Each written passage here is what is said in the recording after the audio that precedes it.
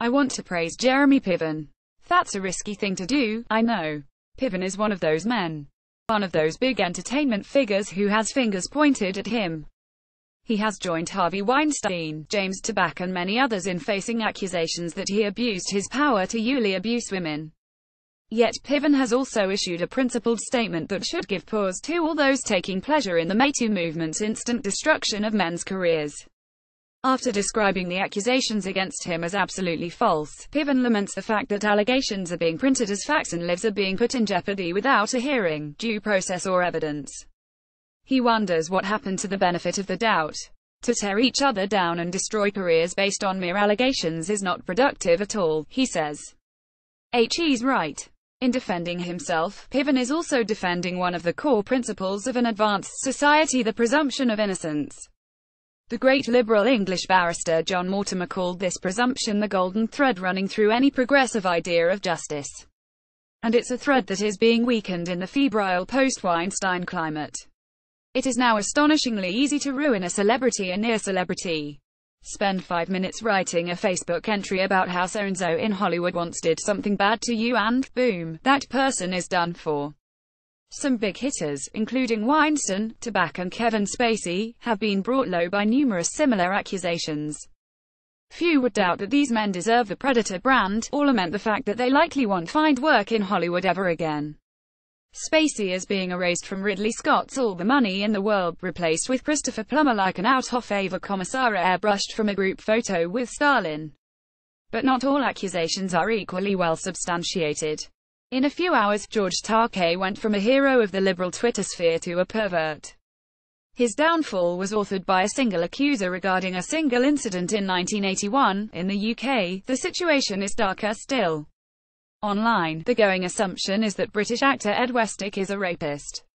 "I hope his career is destroyed," said one representative woman on Twitter. She might get her wish. The BBC has already pulled an Agatha Christie drama starring Westick. On the basis of what?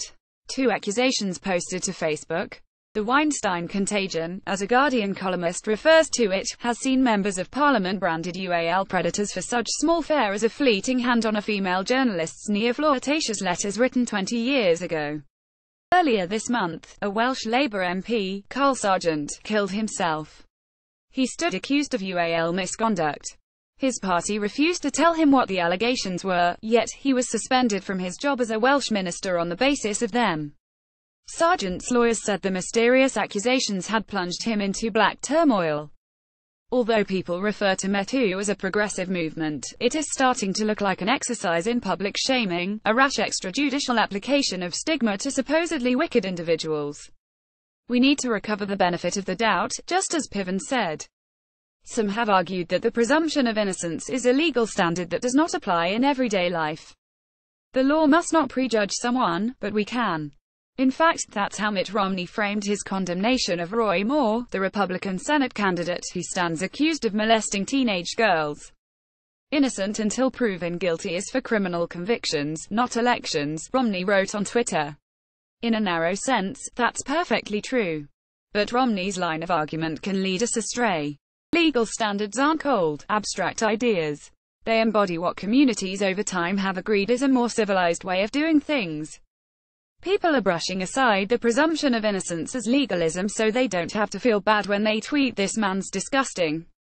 They're saying that while judges should exercise restraint, mere mortals don't have to. What spectacularly low self-expectations. Of course, we all have our private thoughts on the guilt or otherwise of the accused. But when tens of thousands of these thoughts come together in a mass public verdict, we behave like a mob. And we have a direct effect on the exercise of the presumption of innocence in a legal setting. How is it possible to guarantee a fair trial for any of the accused now that Twitter-echoed whisper campaigns have pronounced their guilt? Maybe every man accused of uall misconduct is, in fact, guilty. But what if a few did nothing wrong? What if just one man is innocent? If one day you're accused, my guess is you'd rather like it if I gave you the benefit of the doubt. Brendan O'Neill is the editor of Spiked Online and a columnist for Reason and The Spectator. This column originally appeared in the Los Angeles Times. Twitter @Spiked.